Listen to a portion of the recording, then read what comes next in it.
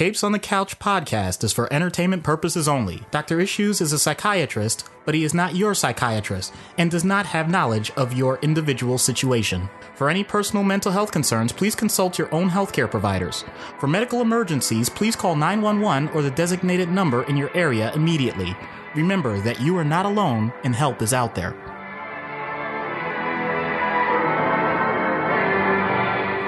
Hello and welcome to Capes on the Couch, where comics need counseling. We want to thank you for listening to our first episode. My name is Anthony Sitko, and alongside me is my good friend, Dr. Issues. Hello, mint condition, everybody. Mint condition, never been opened. So this is what we believe to be the first podcast to discuss the psychiatric issues behind comic book characters. Doc, why don't you give us a little background on who you are and what your qualifications are and why people should even care to listen to you? All right, fair enough. I am a psychiatrist. What that means is I went to college, then medical school, then a psychiatry residency training program. I am board certified by the American Board of Psychiatry and Neurology, and I am actively practicing. I work in a hospital setting, which means I see the best of the best or worst of the worst, depending on, how you view those things. And as I said, my name is Anthony. I am a longtime comic book aficionado, and I've known Dr. Issues for a number of years. In my spare time, I'm also a practicing attorney, and I feel like that's going to come into play maybe for some of the later episodes.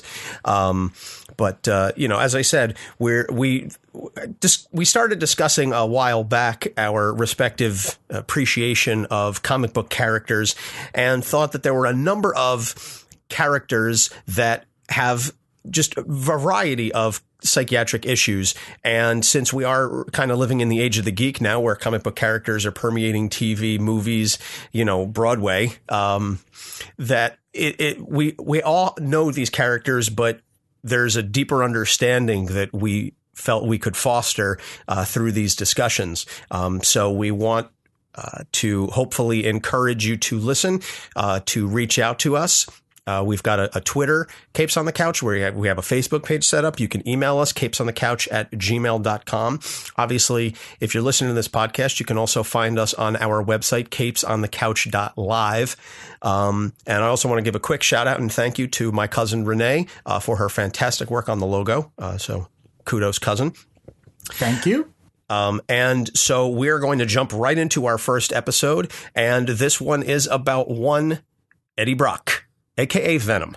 Wow. Okay. We're really, we're shooting for the moon here. So the way these episodes, since this is the first episode, the way each episode is going to work is we're just going to give a background on the character and then discuss what some of their primary issues are. And that's where Doc Issues is really going to have a field day, so to speak, with going through some of the issues. And then it'll be more of a back and forth discussion. And then we are going to examine how would you address these issues, both in universe and out of universe. So how would a psychiatrist address Eddie Brock in the Marvel comic universe? And then how would a real life psychiatrist address some of these same issues in an actual individual who may or may not be obsessed with Spider-Man, as we'll come to discuss for Eddie.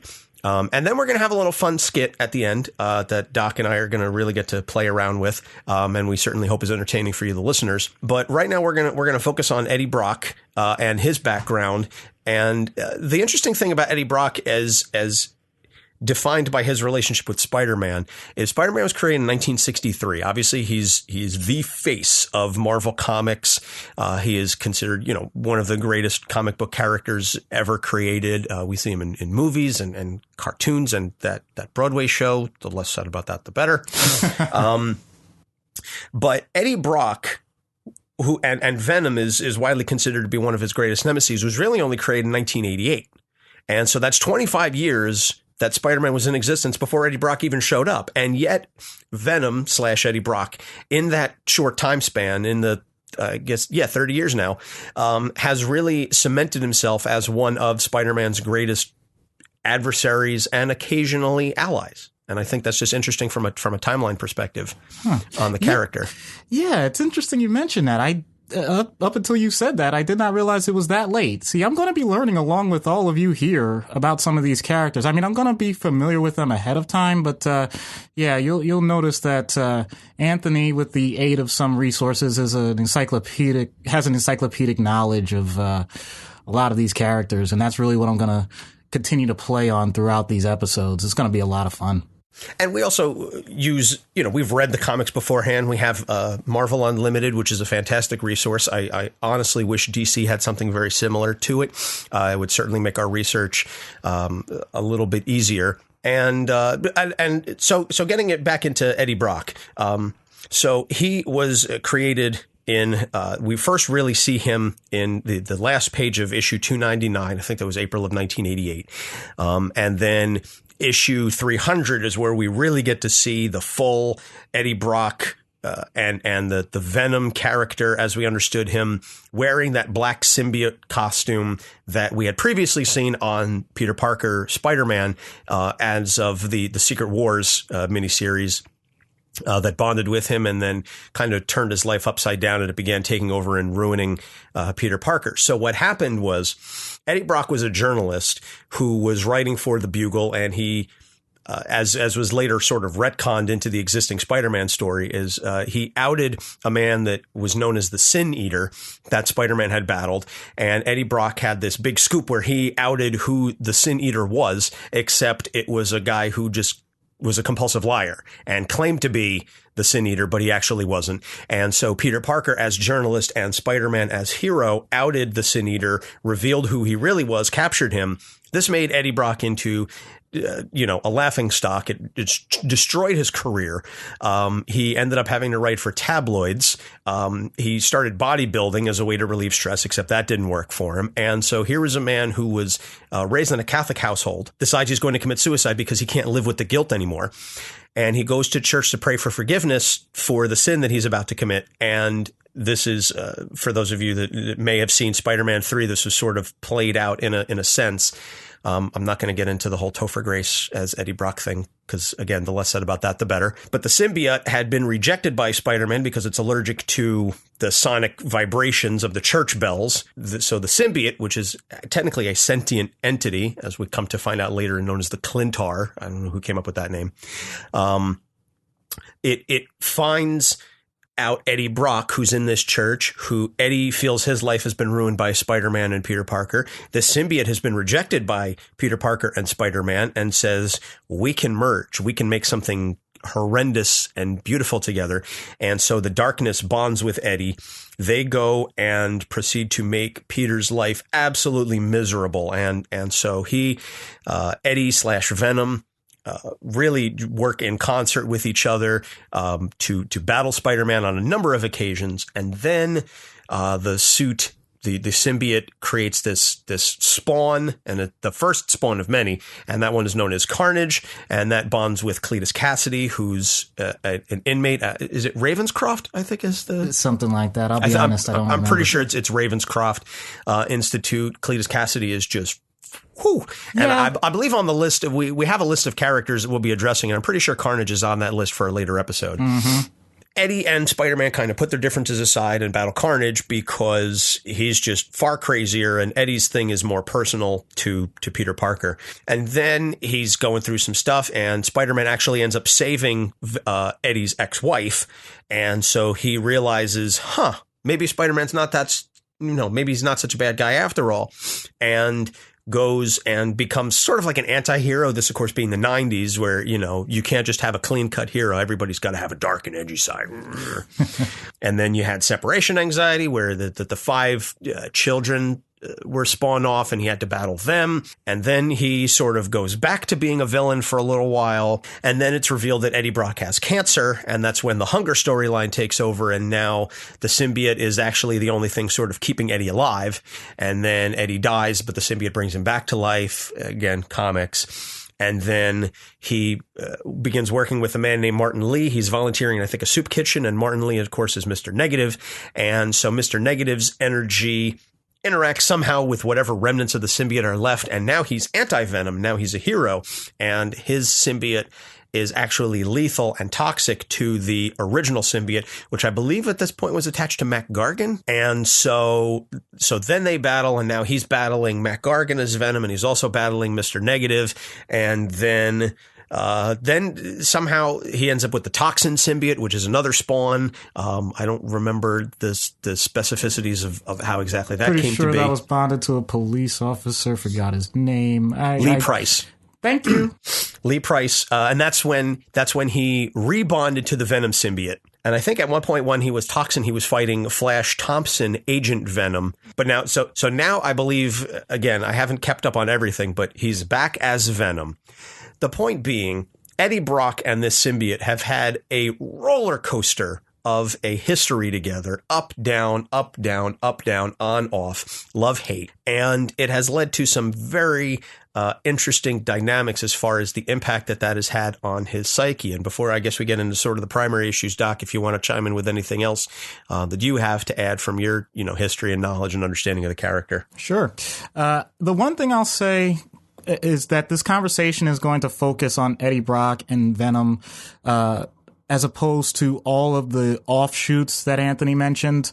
Mainly, well, two reasons. One, for time constraints. Unless you really want to get into a 3 or 4 hour conversation, I understand you're driving or jogging or doing whatever it is you do while listening to podcasts. The other reason is that this is a situation where I think we really have two things going on in one person, and I'm going to give you the side eye if we start talking multiple personalities, but the point being, I think the more focused we can be on this, the better.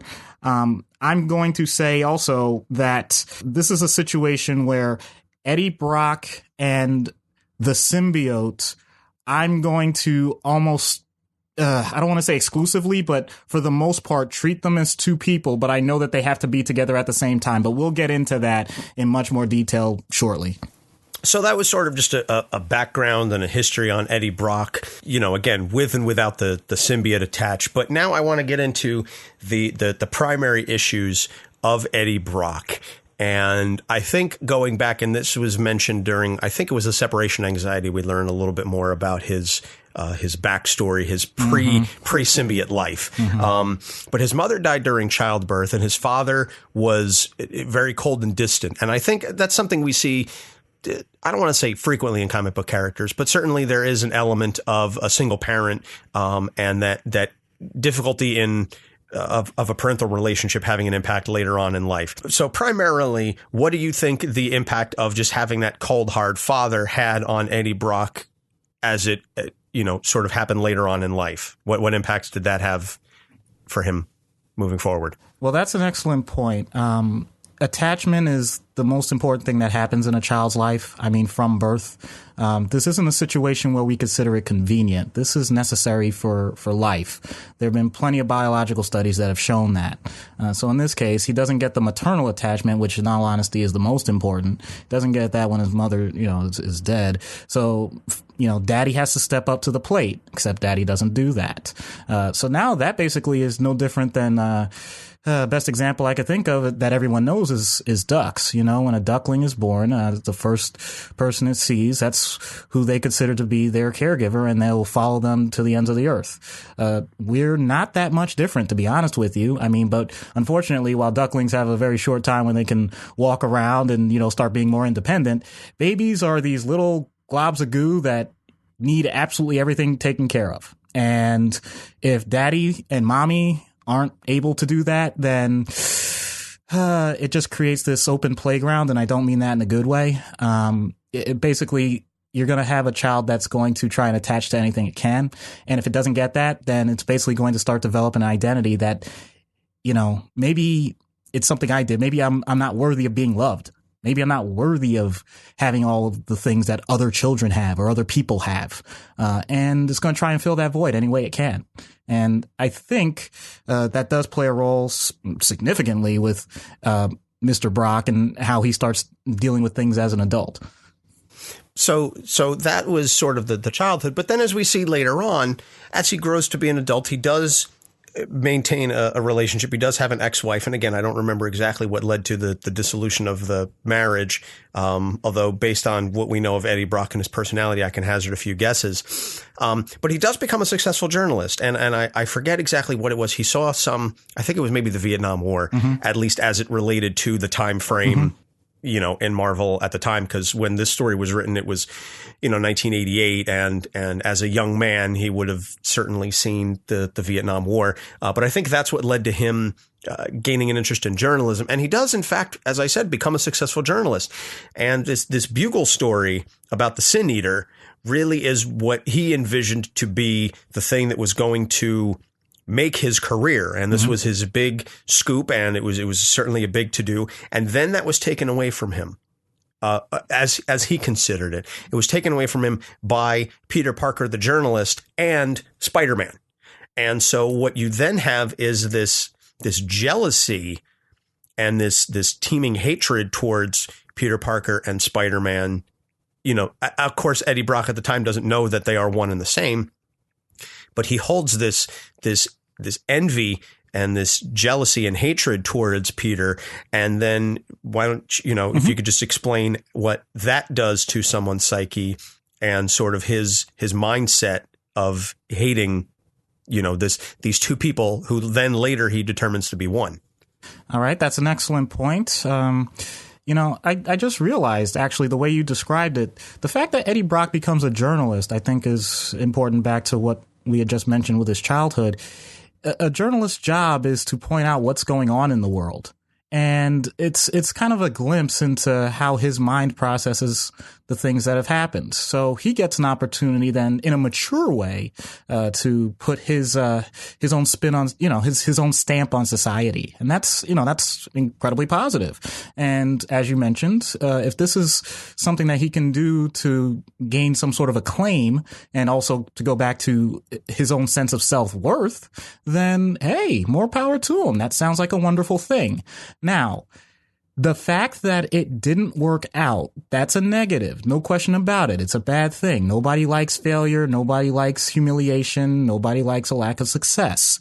But this is rare because he now has an external locus. Everything that was going on with him, he always had to deal with himself. He had to deal with how he felt about how things were going. Now he has an opportunity to put the blame outside.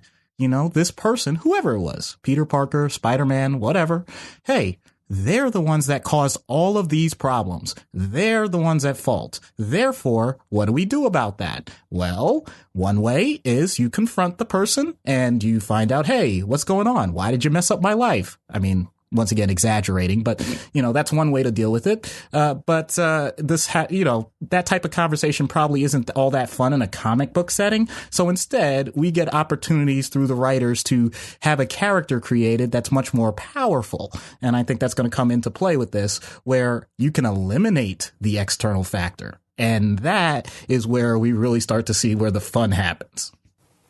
Now, let's touch on the symbiote, because obviously the symbiote is, and I know that we're primarily focusing on the psychoanalysis of Eddie Brock, but you cannot talk about a situation like this without addressing the symbiote.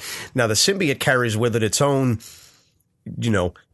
knowledge and history. And as was referenced at one point in the comics, this particular symbiote amongst the Clintar was rejected by its own people, its own culture, for being too homicidal and being too crazy. So you've already got an imbalanced symbiote that then bonds with Peter Parker in Secret Wars and gives him this grand swell of power and strength, then begins using Parker's body while he's sleeping. Peter's sleeping and the symbiote goes out and does whatever. And then Peter wakes up and he's like, why am I so tired? Peter eventually rejects the symbiote because he doesn't like the person that he's becoming when he's with the suit. So now you have a symbiote that was already imbalanced, now was attached to this very good and pure person, and now rejected by Spider-Man. This wasn't like a symbiote that was rejected by a bad person. This wasn't someone that was rejected by a being of evil. This was rejected by Spider-Man. Peter Parker is widely considered to be, dare I say, the heart of the Marvel Universe. So if Peter Parker doesn't want you, I think that goes to the symbiote psyche. Now the symbiote is drawn to Eddie. They bond. And now you have a situation where this symbiote knows a lot, everything about Peter Parker and Spider-Man, is aware of the dual identity. Now that bonds with a person who hates Peter Parker and Spider-Man separately for different reasons, gives Eddie this knowledge. Now you have a situation where this is just the perfect confluence of negative events. What does that do to Eddie Brock to now have this sudden influx of knowledge and power and strength, and being able to focus that solely on the person that, as you said, that external locus that he blames for everything that is wrong in his life? All right. Well, that's powerful. So now you have a situation where you've already said it, a symbiote. By the way, I just want to say this, biologically, using the term symbiote is fantastic. Symbiosis is when two organisms basically say, hey, I have something that I need, you have something you need, and together we're going to be able to use our biological processes to not just survive an environment, but to thrive in an environment greater than we could alone. That's, the type of relationship that the creators, decided to go with. And I think it's fantastic in this case, because in many ways you could say, especially from a physical standpoint, that this was a relationship that definitely thrived. You have Eddie Brock, who, now has an event that he psychologically has to place an external locus of control and say, okay, how do I eliminate this? Now, Eddie Brock, he worked out. He did a lot of things positive for his life and things that he wanted to do. But I'm pretty sure if you said, hey, Eddie, go up and beat up Spider-Man, that's not going to work. Okay. But the symbiote, an entity that basically says, hey, I know absolutely everything about your opponent.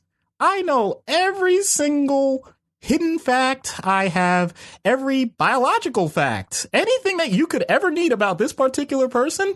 Hey, let's go for it. As you've already stated, it has an aggressive personality. I don't know if you can say that as a symbiote. I guess you have to. And so, yeah, they'll feed on that. And as a matter of fact, that's one of the most common words that's used whenever Venom is described. Feeding, hunger, those primal instincts start to take over. And when you do that, you're like I said, physically, okay, yeah, they did great. In terms of overall benefit, I'm not so sure about that. I think it created more harm than good. I'm sure, that you've already given examples where they played with that a little bit on the more positive side, but the absolute focus on Spider-Man, Peter Parker, that was obsession. That was something that took over everything. And when that psychological obsession took over, it basically created a complete lack of anything else. You don't need anything else in life if you have something that's going to take up 100% of your time.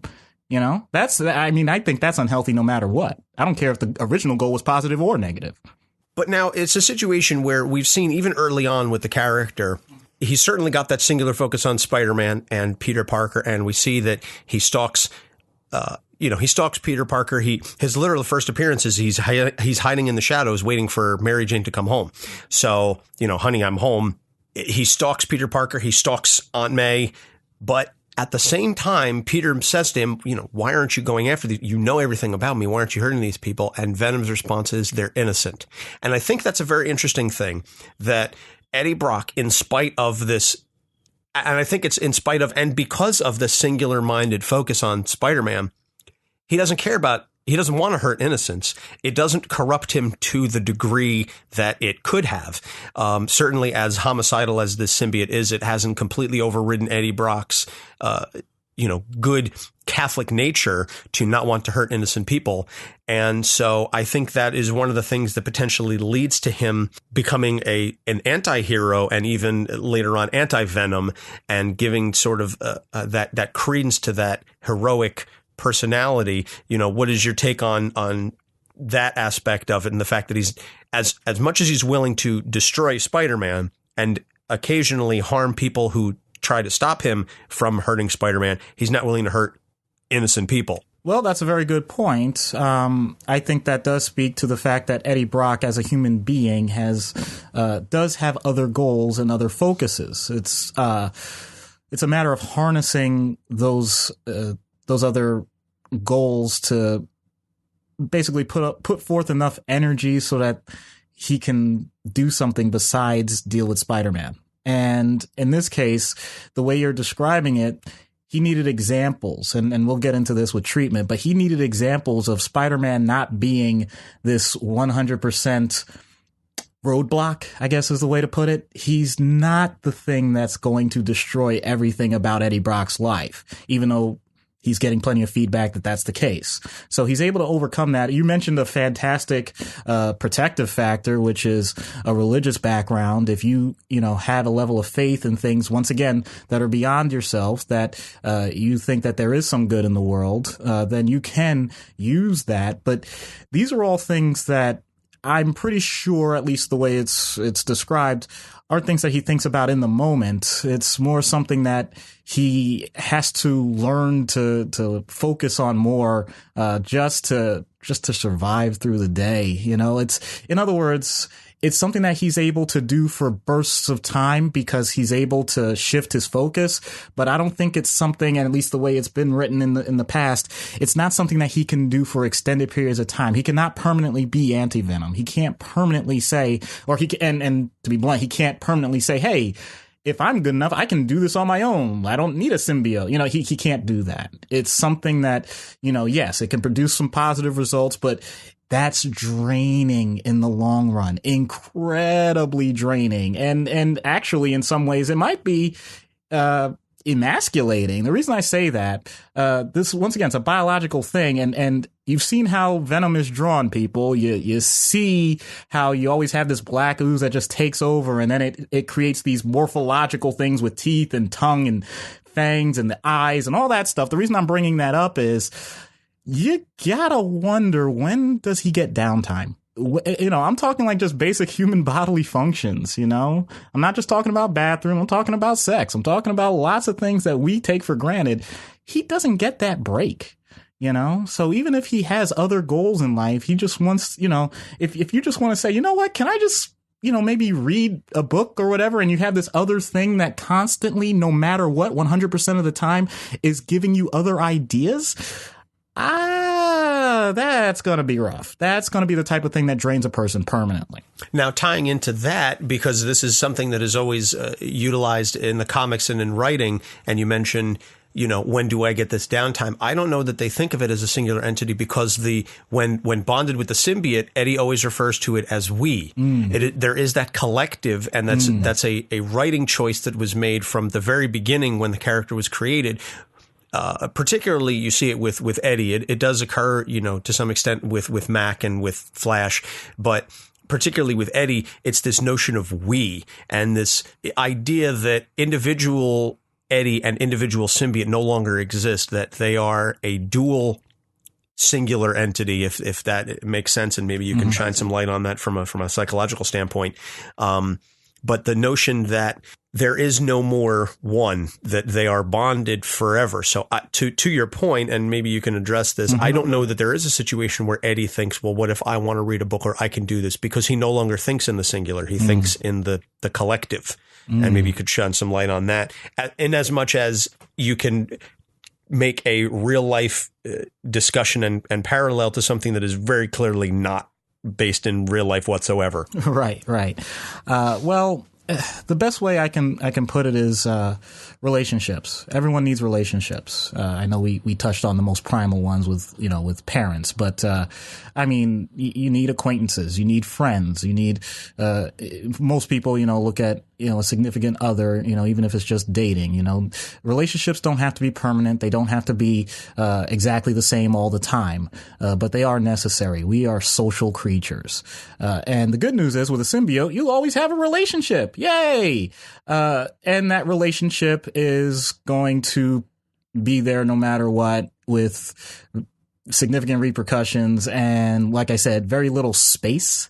In other words, with most relationships, you end up in times where you're going to be by yourself. You're going to be alone.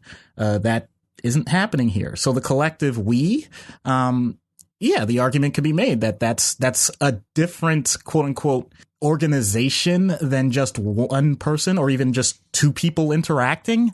And it's incredibly unique for this circumstance. But I'm going to treat it as if you have two people that decided that they're going to try and be lockstep, almost like they're twins. But even with twins, you'll notice that for the most part, there are going to be times where they're not going to be side by side, walking step in step, hand in hand, doing everything exactly the same way with the exact same thoughts, the exact same mannerisms, I should say. It's not something that I think I can identify at any point in society. So from that standpoint, I can't imagine that that's healthy. I think that ultimately you're going to have to find a way if you really want. And I know this goes back to the whole symbiosis thing. They said they've thrived now together. It's like, well, can you thrive apart? Is there, I'm not even saying it has to be permanent, but just something different. That type of, at least from what I know of the human brain, it's not designed to have external influences from one single source constantly be with it. That is something that's going to drain a person's energy. Period. Sensory overload. Yeah, absolutely. So we I feel like we've kind of addressed a number of the primary issues on Eddie Brock, and now we get into the fun aspect where, this has all been theoretical, but now application of this, and we'll start in universe. How would you treat Eddie Brock as a psychiatrist in the Marvel universe? And we'll stick to comics. As I said, I know that, he's been in movies and there's the new one coming out with Tom Hardy. How they're going to address that when there's no Spider-Man, I don't know. I'm curious. We'll go with curious to see how they pull that off. But in any event, you're a psychiatrist in the Marvel universe. Spider-Man is one of the biggest, most famous heroes in universe, not even just necessarily out of universe. Spider-Man is everywhere. Eddie Brock lives in New York. Spider-Man could be swinging down Fifth Avenue at any given point. How do you focus on treating someone who's the object of their obsession and their hatred is, dare I say, omnipresent in your universe? How do you deal with that? Okay. Well, with the information that we have, we know that the symbiote has certain weak points. Basically, I'm trying to create a safe environment for myself. Sorry to be selfish, people, but I do want to survive. So I do not. How selfish of you. I do not need to have an overpowered, angry, singular focused being, even if it's non-violent towards me, because I have nothing directly to do with Spider-Man or Peter Parker. Heaven forbid it gets the idea, like, because he saw Spider-Man swinging in the background, that now I'm in between it and Spider-Man. But the point being, I think I've mentioned how I think unhealthy that constant symbiote presence is. And I also am aware that trying to completely eliminate it is not realistic. Therefore, I want some disruption. If it's, sonar or something, just something to get it a little uncomfortable, because therapy, believe it or not, creates discomfort. That's part of it, because that's when the positive work can be done, because a person can't be 100% comfortable and think that they're going to progress. You need challenges, Now, obviously, it has the external challenge of Peter Parker and Spider-Man, but it wants to kill him, wants to destroy him. Okay, well, we can't have that. That's not considered a positive result. Okay, so first of all, protect myself. Make sure if it's a sonic disruptor or something, just get that symbiote just a little frayed. So now, okay, we could deal with Eddie. Why am I saying that? Once again, I'm going to be personally selfish. I think the human race is awesome. I want to deal with Eddie Brock. I want to get him better. Dealing with with a species that I'm not really familiar with. I'm not sure how I'm going to do that, but we'll cross that bridge when we come to it. So from there, now I have to see, okay, Eddie, what's going on, man? I mean, it seems like the number one emotion is anger, at least throughout the comics, the most consistent emotion that I see as a problem is the anger with this obsession.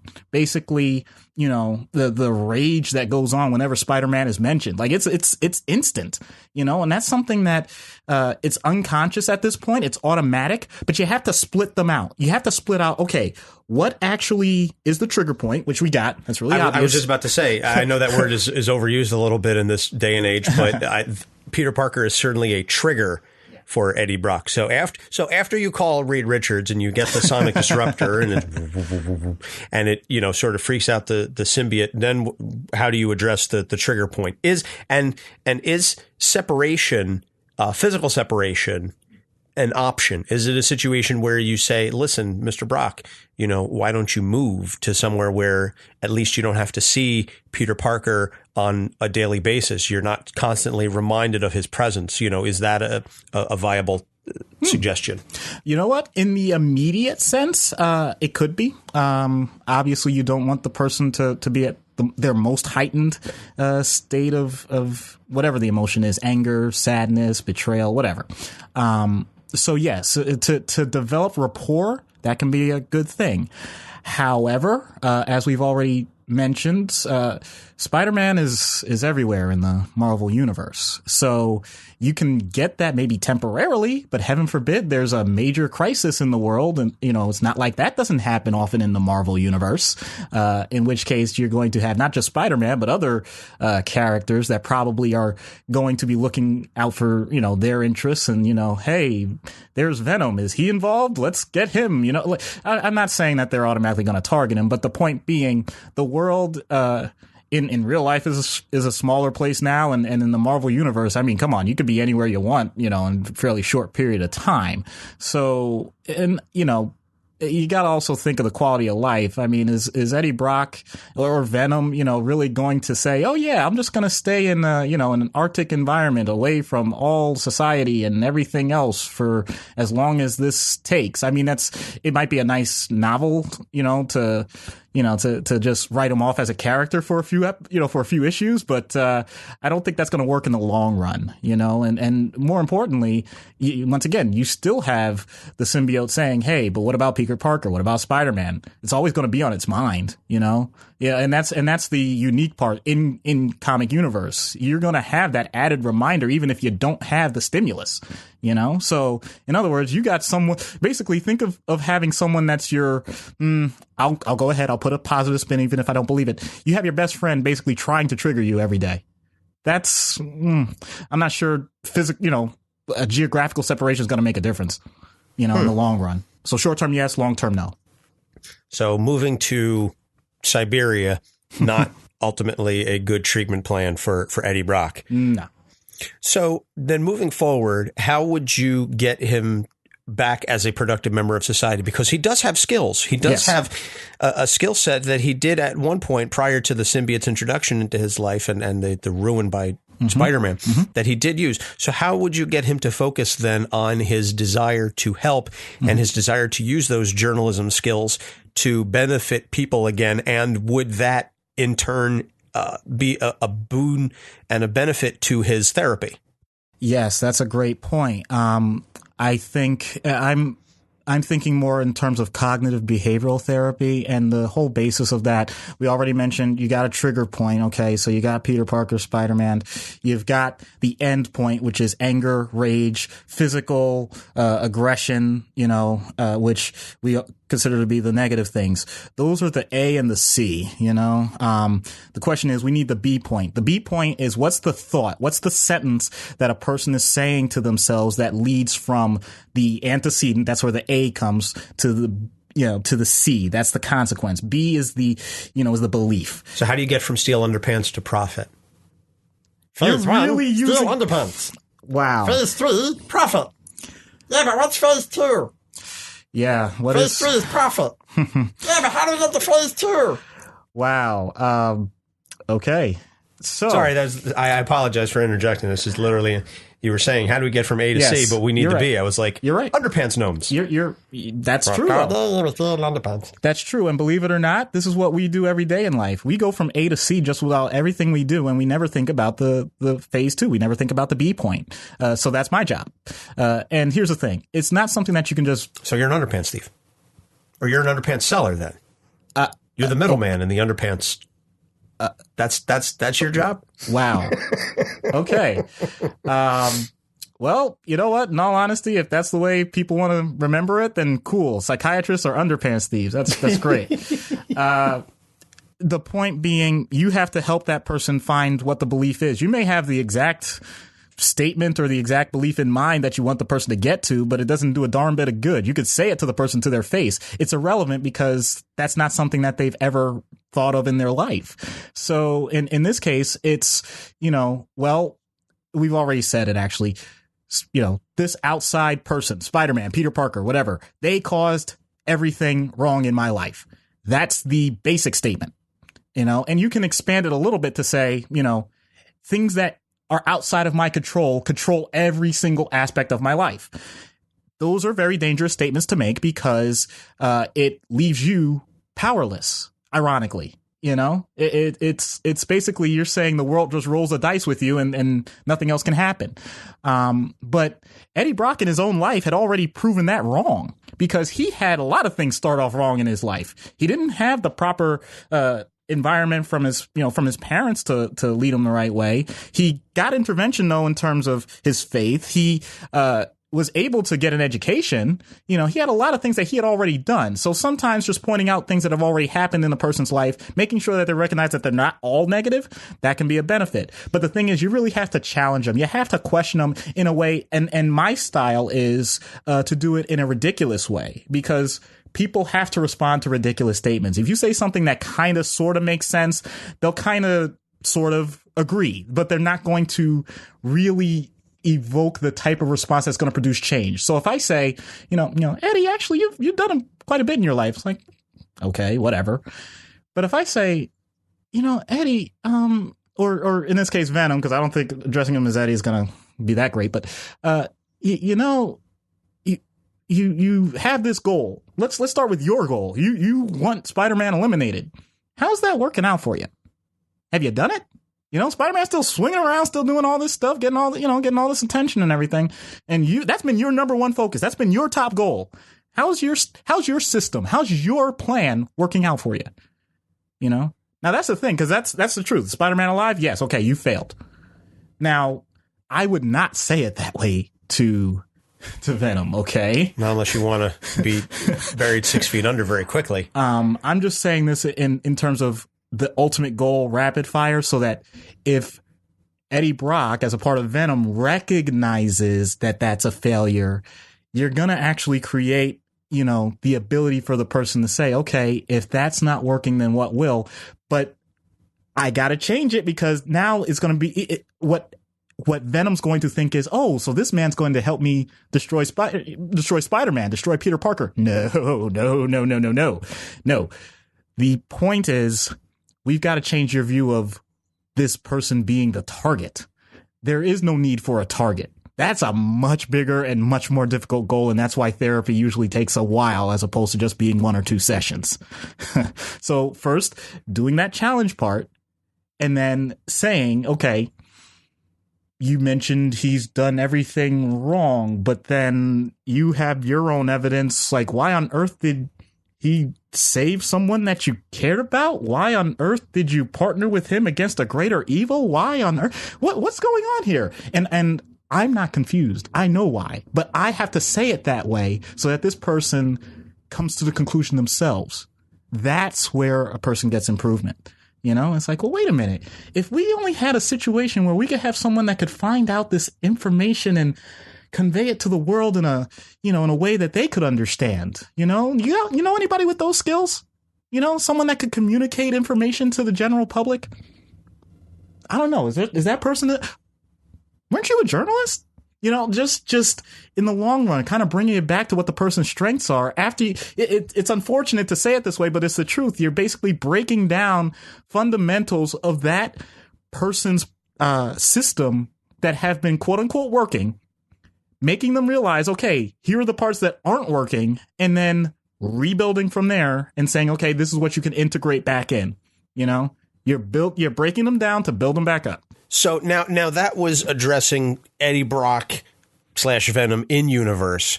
Now, in real life, assuming this individual is not necessarily superpowered, but taking some of the aspects of Eddie Brock and his negative emotions and traits and history and applying them to a real life individual. Let's say we've got a real life journalist whose life and career were ruined by a coworker that they trusted, that worked with them, that made them into a fool. And now they've projected, I guess, as you said, the external locus and as the focus of all of their hatred. How would you treat a real life person with some of these issues? And to what extent would it be different than the way that you would potentially treat, Eddie Brock / Venom? Yeah. Well, the good news is I would have that person individually. I don't have to worry about any separation directly from the person. Although if it's an abusive relationship, if it's a coworker, it's much simpler. But if it's an abusive relationship, you do still want to make sure that there's a safe space, a safe environment where that person can talk confidentially alone about what's going on, because separating that person out from the overall environment, in other words, if it's a coworker, you're working in that same building, you're going to see that person coming down the hallway. You may see them at lunch. They may be in the next cubicle. I mean, that's still going to be a difficult thing they're going to have to deal with on an ongoing basis. But, the ABC part remains pretty much the same. And I can give, as many exaggerated examples of, for example, that lack of control, to put a different spin on it, because there are so many ways you can do this type of therapy. Okay, so part of it is this person controls every aspect of my life. Like, okay, well, how true is that? If you're in a cubicle and you're typing on a keyboard, like, is that person coming over and are they on your shoulder typing on your same keyboard? Like, wait, that sounds ridiculous. Because it is. Okay. And you said they control every aspect of your life. When you're sleeping, you say, oh, yeah, I think about them all the time. Like, okay, but you're thinking about them. Are they in bed with you? Like, whoa, what? Yeah, yes, that sounds ridiculous. Once again. Okay. So, you have periods of time where you're away from this person. What are you doing with that time? You said you're thinking about them. What else do you do? Do you have other things that are important in your life? Okay, well, that's good. All right. Now, the other part being, okay, is this a person? You mentioned coworker. I'm going to take it a step further. What if that's your boss? My goodness, and the person would probably, and everybody, of course, comes to that. I mean, oh, well, you just leave your job, you just move or anything. Oh, you got bills to pay. You got to deal with the situation, So first is, let's go with the basic survival. Okay. You have to recognize that you have control over even the smallest of things, When I go to the bathroom, this person's not with me. This person's not following me. When I'm sleeping, that's my time. When I'm away from the office, that's my time, So I need to use that time to not think about this person, because you have to give them the basic tools to recover, because be it their own anger towards that person, you don't want them retaliating. And of course, if this person is abusive, that's the other thing. I don't want to ignore reality. If the person is being abusive, then, you do ultimately want them to get away from that abuse, or you want them to get away from that situation. But you got to give them the basic tools before they can remove themselves. What happens so much, though, is that this person, because they have the feel of the outside influence, you got to bring some of it more internal, and you have to give them, I like to give affirmations, and I don't care how hokey it sounds, you allow them to say a sentence, I have control over how I feel, that's the most basic. But then from there, you can make it much more positive. You could say, I'm going to control the things I can, and if you're religious, because I know we've mentioned that before, it depends on the person, but, the Serenity Prayer is one of the best things I've ever heard, in other words, God help me to, control the things I'm going to butcher it. I apologize. And if you know it, then you could say it. But basically, what do you call it? The Lord grant me the power, or the serenity to accept the things I cannot change, the power to change the things that I can, and the wisdom to know the difference. That's it. I apologize. On the spot, I do terribly with those. But that's part of the point. I was going to say an affirmation was that, like, I'm good enough, I'm smart enough, and doggone it, people like me, unless I'm molesting them. All right, complete aside, if Saturday Night Live ever wants to sponsor this podcast, we're more than happy to have that. Once again, without being so hokey about it, yeah, that's fine. In all honesty, it's a personal thing. It's much better if the person comes up with their own affirmations rather than you just feeding it to them.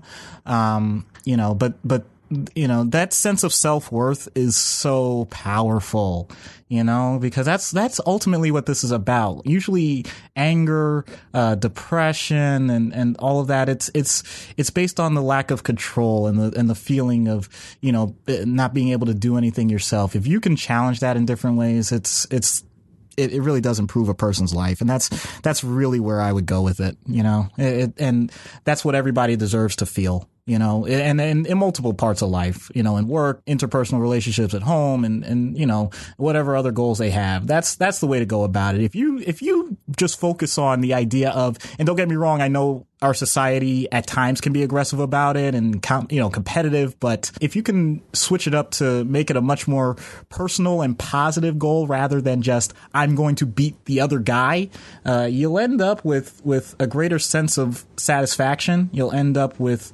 much less stress, which, as anybody knows right now, stress is a big part of what keeps people, I don't want to say keeps them down, but yeah, basically, stress is good in that it allows people to move forward in life, but you do too much of it and it just drains you, and you don't need a symbiote for that. So I think we've done a pretty good job of sort of summarizing the ways to treat Eddie Brock. And I certainly hope that, at least as far as your real life treatment is concerned, some people can take some of these lessons and utilize them. And that's one of the things that I hope for this podcast is we can shine light on some issues that are very prevalent to what we go through in our daily lives. And that's one of the reasons why I wanted to start with a character like Eddie Brock, because I feel that the notion of the hatred and that projection of all of our failures on a external individual or even just an external source is so relatable. It's just a universal feeling that at some point we've all blamed someone else for our own shortcomings. We've always said, oh, they're holding me back or they caused this to befall me. So I think that's one of the reasons why Eddie Brock makes for such a good character for our pilot episode, so that we can touch on these issues and people can understand, ways that they can take the lessons that you've provided and move them forward and utilize them in our own daily life. And as I said, that's something that I think we can certainly hope to encourage moving forward with the majority of our podcast episodes. All right. I think this is something that, and this is true for most mental health professionals, we learn along with the patients because everyone is different. Every situation is different. Everyone's going to respond differently to different circumstances. We're not perfect. We certainly are going to have our own biases, our own experiences. Sometimes our own direct experiences can influence the type of advice we give. But as long as it's coming from a positive place and we're all looking for the same goal, which is to be a little bit better than we were before, then I think it'll be worth it. Fantastic. So now that we did all of that serious stuff, now we're going to have a little fun because Doc and I have known each other for a number of years, and we want to leave you. We want to make you think, but we also kind of want to make you laugh. Or at least I hope you've chuckled at some of the jokes throughout this episode. But one of the things that's going to be a recurring feature throughout our podcast is now taking all of those real life lessons and those therapy techniques that we've discussed throughout the episode and applying them. And what would happen if we were actually able to get Eddie Brock /Venom on Dr. Issue's couch, and how would that sort of play out? So we're going to have some fun. We don't have a script. This isn't rehearsed in any way, shape, or form. This is just sort of off the cuff. So I don't know how it's going to go. Doc, I'm going to try to have fun with you, and you just try to do your thing. I'm definitely going to have fun with this. I will say this. Don't try this at home. I'm not trying to encourage people to become, backseat counselors. It's more just, you have some fun with it. And, anything that happens to me in the podcast stays in the podcast. Okay. So aside from the part where we broadcast this out to the world. Well, I'm sure the I don't know how many listeners we have now, 2, 3, 10 million, whatever. We'll see how it goes. So this is going to be what happens when Eddie Brock sits on Dr. Issues' couch. All right. Mr. Brock, Eddie, or we prefer Venom. Okay. Venom. What brings you here today? We were ruined by Spider-Man. We were famous. We were successful. And then that web crawler took it from us. He and his little alter ego, Peter Parker. We're going to destroy them both. Did you know Peter Parker is Spider-Man? We know. We know everything about him, his wife, where he lives, what he does in his spare time, and we're going to take it all from him. Because that's what he did to us. He took it from us.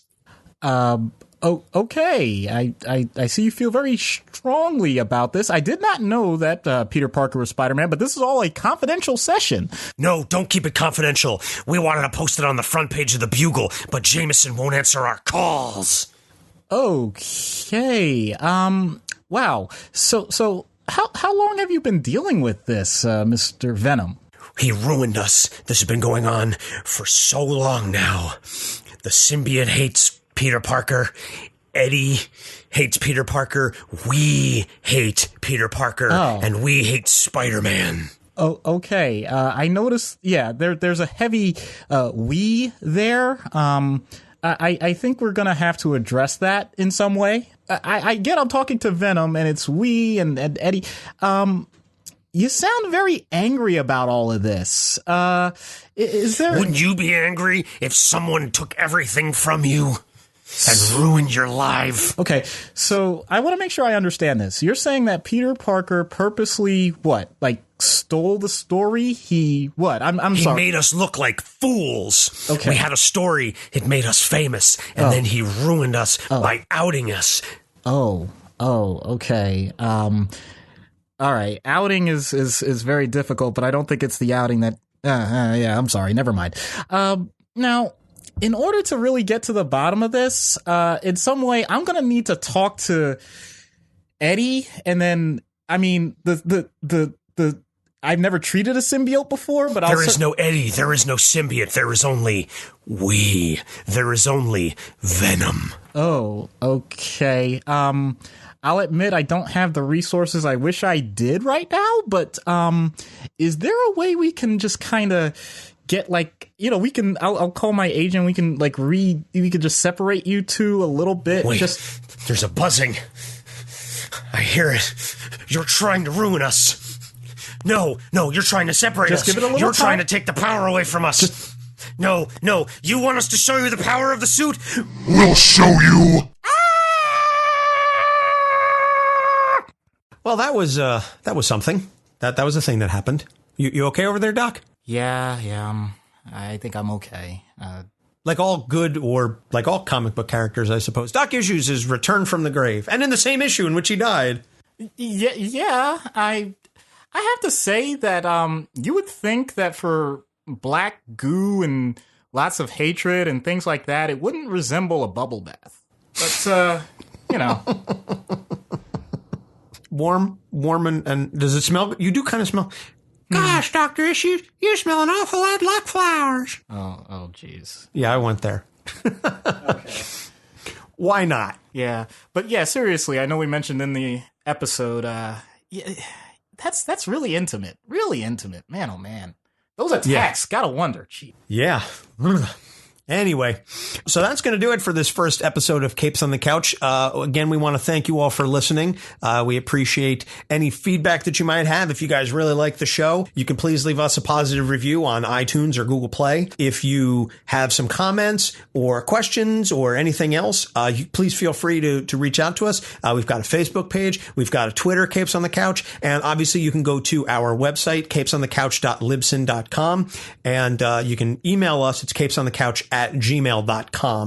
And we look forward to any comments, criticism, critique, good, bad, ugly, wow. Whatever you may have, whatever comments that you you have about the show. Obviously, this is our first time doing this, so please, we're not going to get better at this unless we hear from you, the listeners, because, I know our wives and our families love us very much, and they'll tell us, oh, you guys are just doing swell. Yep, TLDR, if it's bad news, email us. If it's good news, give us a great rating. There you go.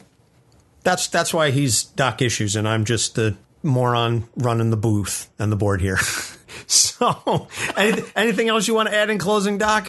I just want to say thank you to everyone for listening.